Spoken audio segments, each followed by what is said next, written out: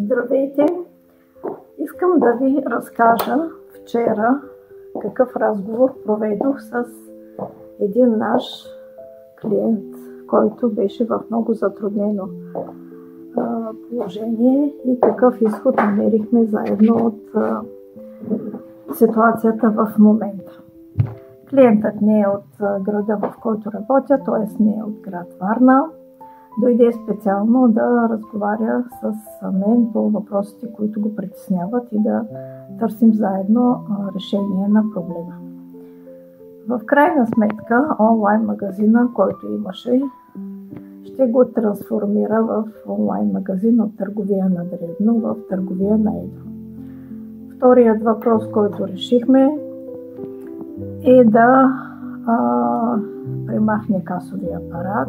По този начин елиминира всички неясноти относно въвеждането или невъвеждането на СУПТО. Останаха 2-3 клиента, с което може да уточни тези плащания да не са в брой, с издаване на проформи фактури. И третия момент, който решихме, е касата, която е в лева, няколко десетки хиляди лева.